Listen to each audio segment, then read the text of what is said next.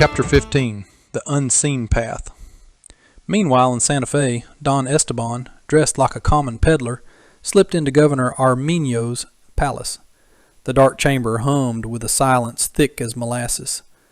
Arminio, nursing a glass of wine, wouldn't speak of Joaquin till Esteban's gold flashed in the candlelight. Then, quick as a snake, the governor's tune changed. They cooked up a sly scheme. If Joaquin came out on top, Esteban had pinned the arms trafficking on the Mescalero. If he lost, Arminio'd send a whole army to finish the job. Smelling profit, Esteban sent a courier galloping to Joaquin with a letter. Show no mercy. Accept no peace. Bring back Indian scalps, many as you can, and I'll pay you like a king. In the shadow of Canyon de Chelly, a queer wind danced through the rocks. The yucca bracelet gal gazed eastward, and De Leon, pressing her palms to the earth, felt the rumble of trouble coming. Everything was set, like a trap waiting to spring. The desert breeze come whispering across that rocky old plateau, like the good Lord Hisself was sighing soft over the earth. Out yonder on the horizon, Cigarito's warriors was melting into that shimmery white veil of heat, like ghosts slipping off to some faraway dream. Down in the village, the old folks had hauled theirselves up 'fore dawn, looking like nothing so much as stones wrapped in blankets, quiet as the morning itself. De Leon was perched up high on a big old rock, facing east like he was waiting for the sun to tell him a secret. He was mumbling a prayer, eyes shut tight, puffing slow on his pipe, the smoke curling up like a spirit dancing. Next to him sat She Who Smiles, gazing down where the young'uns of the village was fixing to climb the White Mountain. Reckon you recall when they give you your moccasins, the old healer asked, not even opening his eyes. I ain't forgot, she answered soft. Old Gomez hoisted me up toward the sunrise, said my path'd be long but clean as a whistle. And what's your eyes seeing today, gal? What's ahead? I see dust a-stirrin', hearts all a-jitter, and a heap of eyes brimmin' with fear. Then don't you go forgettin' what keeps your feet steady on that path. Ain't courage, mind you. Ain't vengeance neither. It's the tie you got with what's been and what's gotta come. Down below, the young Apache was lining up like soldiers in a parade. Them what wasn't yet 14 had laced their moccasins tight, smeared their skin with war paint, looking fierce as bobcats.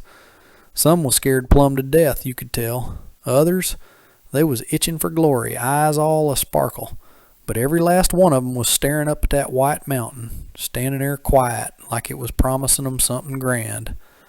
Gomez come strolling up, toting a water skin, and hollered for 'em to gather round in a circle. Hold this here water in your mouth, he said, giving each one a sip. Don't you swallow it, and don't you dare spit it neither. Ride with it clear to the top. One of the boys, a scrawny little feller, let out a giggle. What's the sense in that, Gomez? This here's how you learn not to pant like some skeered critter, Gomez growled. Open your mouth in this desert, boy, and you'll be dead 'fore the fightin' even commences. Come noon, when the sun was blazing fit to fry a lizard, the second bunch of warriors, Sekila's men, slipped off quiet as shadows. They went 3 or 5 at a time, some on horseback, some afoot, taking different trails so's not to raise no dust. Marcos moved mongst 'em, whispering a word in each ear, like he was passing out secrets. It was a test, you see, patience and honor. They wasn't to leave no tracks, light no fires, nor whistle no tunes. Only their shadows was allowed to tag along. By sundown, them boys come straggling back from the mountain, some plumb wore out, others with hands all tore up from scrambling over rocks. But every single one still had that water in their mouths, by gum. Gomez grinned, cocking one eyebrow. May your bow fly true, he said, handing each one a bow. Are we men now? Piped up the littlest one, eyes big as saucers. An old elder shook his head. Naw, son, but you've set foot on the path, and that's a sight harder'n fightin'. The sun was sliding down toward the horizon, melting the hills into a red glow that looked like the world was blushing. Gomez and Marcos was hunkered down in a rocky holler, peering out across the valley where a Mexican squadron was supposed to come traipsing through. The wind carried the smell of warm dust and the faint creak of burdened critters. "We got a strike about an hour afore sundown," Gomez said low, like he was talking to the wind itself. "If we hit 'em with the sun in their eyes," Marcos nodded, squinting toward a faint trail of dust rising in the distance, "they won't have time to form up in a circle." "They'll do what they always do," Gomez went on. "Form a ring, tie their horses behind the wagon, duck under it, and shoot from behind them wheels. But if we move quick, they won't even have time to breathe." Right then, Dowell come riding up on his horse, looking like a gust of wind blowed in from some long ago time. He was old, tall as a pine, with eyes that had seen more than any man oughta. "I'm fixin' to parlay with 'em," he said, plain as day, no fuss nor feathers. "Back when I was Nilchinishli, I was all blood and darkness," he went on. "Now I gotta give something back. For every soul I sent to the hereafter, the spirits say I gotta save two from death's door." Gomez and the other warriors scrunched up their faces, some grinning, others standing tall with respect. But every last one of 'em knowed what he was proposing was courage teetering on the edge of crazy. So they nodded, saying the old healer could go. But he was to go plain, no tribal gewgaws, no feathers, nothing to mark him mescalero. Just his horse, his tomahawk, and a knife.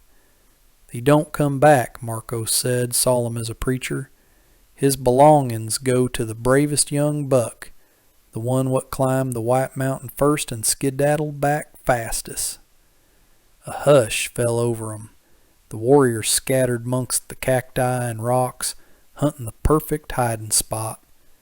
The sun was setting, cooling the air with every thump of their hearts. Every bush was a hidey hole, every shadow a danger. Dowell, his hair tied tight and eyes near shut against the blazing sun, rode out alone toward that Mexican convoy.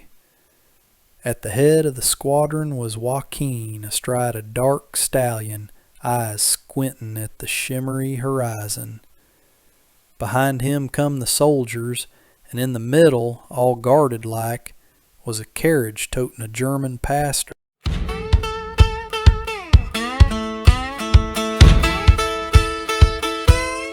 Chapter 16, Scrambling and Clawing Like a Wildcat Puma. Joaquin's eyes was full of fear, showing more than just mistrust. Without another word, he spurred his horse and tore off toward Galeana. The soldiers scrambled to untie the horses. "No one skedaddles," Ramos hollered. "Battle stations, everybody under the wagon." That was the end of talking. Delia slid off his horse, tied it to a dried-up yucca, and got ready to save his hide and maybe his soul. First to fall was them two Creoles at the rear, dropped by arrows zipping silent through the air. Then, across the valley, the mescalero war cry busted out, like the mountain itself was roaring. Arrows and bullets tore through the dust. The Apache was nowhere to be seen, but they struck from everywhere. In the ruckus, the pastor made a run for the coach with his rifle, but he didn't get halfway. Arrows pinned him like a porcupine. Sergeant Barrios, fat and red as a beet, was clawing at the sand with his hands and knife, trying to dig a hole to hide in. Dust from horses and gunfire turned the air thick as pea soup. Ramos, in a last-ditch effort, yanked Annalise and her ma to a rock and stood guard with his revolver, but a thundering blow cracked his skull from behind, and down he went. Two shadows on horseback galloped by, snatching the women. Barrios, shot in the leg, was the only one still hollering, "Stop shooting! Enough! Hold your fire!" But nobody answered. All round him was nothing but bodies and dust. A pack of mounted Apaches circled him, bows drawn tight. He fell to his knees, begging for his life. Seeing his fear, they let him live, out of scorn. Others grabbed the mules and supplies, while another bunch set the wagon ablaze. The soldiers' horses was cut loose and driven off into the desert. When the hush settled over the valley, like the world holding its breath, De Leon stepped out from the shadows, quiet as a ghost. He come up to Ramos, who was still drawing air, though just barely. The old healer hoisted him up, slung him across his Mustang, and set off slow-like toward their mountain village, the horse's hooves kicking up little puffs of dust.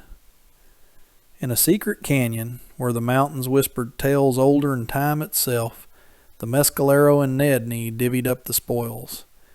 Them soldiers' horses, fine critters, fast and trained up proper, real treasures for desert fighting.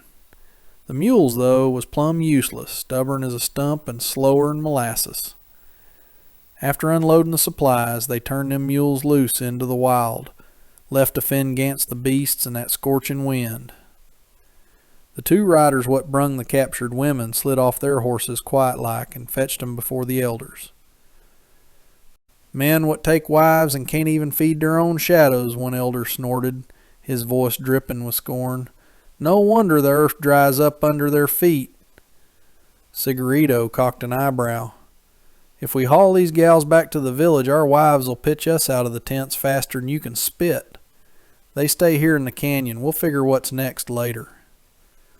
Everybody nodded, quiet as a church mouse. Then, soft as a shadow, De Leon showed up, his horse totin' Ramos, all trussed up and out cold. I ain't won no glory today, the healer said, plain and heavy. Didn't kill a soul, but I saved a man. His words hung in the air like a prayer, and you could tell he was dead set on that prophecy from the spirits, saving 2 lives for every one he'd sent to the beyond in his wild younger days. Marcos had just laid down the law, no sign, no trace, to tie the raid to the Mescalero or Nedney. But now they had 3 witnesses, them 2 women and a banged-up soldier. And poor Annalise, her heart carrying the awful sight of her pa, pierced through with arrows. De Leon didn't hesitate a lick.